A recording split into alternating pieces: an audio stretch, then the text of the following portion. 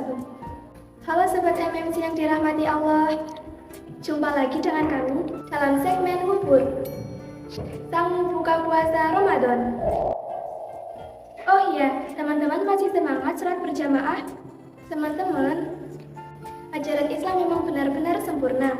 Sedemikian lengkapnya, sehingga soal bagaimana melaksanakan sholat berjamaah pun diatur di dalamnya. Salah satu yang diatur oleh Nabi Muhammad ketika sholat berjamaah adalah mengenai masalah shaf atau barisan dalam sholat. Bahkan Nabi Muhammad SAW memberikan ancaman berupa akibat yang akan ditimbulkan bila mana shaf dibiarkan tidak lurus. Suatu hari Rasulullah keluar untuk sholat. Ketika beliau berdiri, hampir mengucapkan takbiratul ihram, tiba-tiba beliau melihat seorang laki-laki yang dadanya menonjol.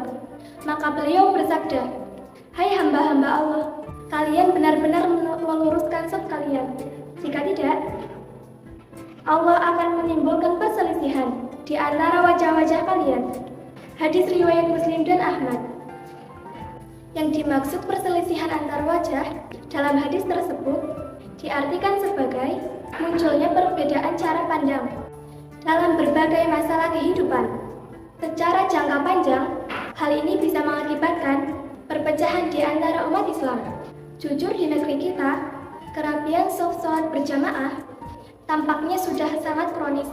Mungkinkah ini yang menyebabkan sulit bersatunya umat Islam? Dalam masyarakat sosial juga bisa menyebabkan sering timbulnya perbedaan pendapat dan saling membenci satu sama lain. Dan dulu Nabi ketika hendak sholat, beliau membuat garis menggunakan pedangnya yang sangat lurus seperti anak panah. Kemudian beliau bersabda, "Sawwu sufufakum fa inna taswiyatas sufufi min iqamatis sholah." Luruskanlah shaf kalian, karena meluruskan shaf termasuk tegaknya sholat. Hadis riwayat Bukhari.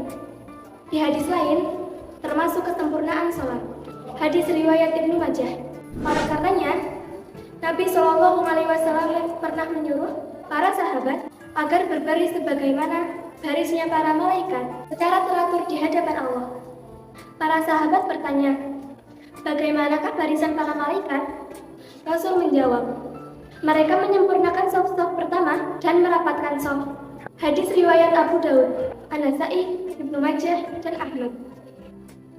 Dalam hadis riwayat Abu Daud disebutkan bahwa sesungguhnya Nabi Muhammad melihat setan masuk dari celah-celah shaf, seakan-akan dia adalah anak kambing. Jadi, sebisa mungkin kita harus merapatkan shaf kita dengan saudara di sebelah kita agar lebih masuk dan tidak digoda oleh setan. Selain itu, kita juga tidak diperbolehkan memutus shaf dan harus menyambung shaf sholat apabila ada ruang yang kosong.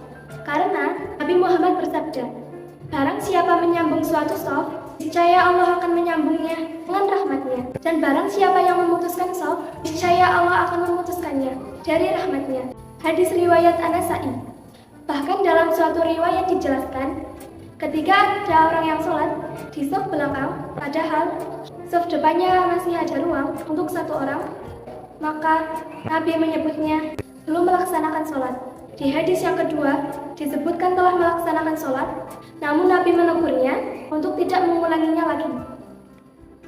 Rugi kan kalau kita tidak dianggap sholat hanya gara-gara kita malas untuk mengisi shaf yang kosong yang mungkin berada jauh di pojok masjid, dan kita malah lebih memilih di shaf belakang karena di tengah-tengah dan dekat dengan jalan yang kita masuk.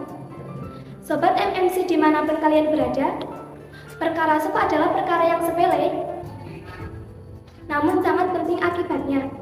Selain dapat menyebabkan perselisihan di antara umat Islam sendiri dari wajah dan hati mereka, namun juga bisa menyebabkan kurang khusyuknya sholat kita karena setan leluasa menggoda sholat kita. Dan apabila kita tidak mau mengisi shaf yang kosong, maka kita terputus dari rahmat Allah. Rugi kan teman-teman?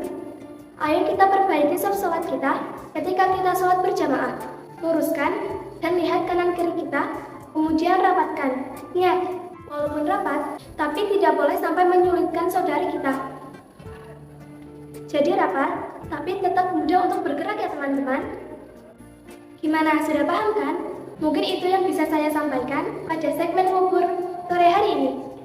Semoga bermanfaat dan mohon maaf atas segala kesalahan. Assalamualaikum warahmatullahi wabarakatuh.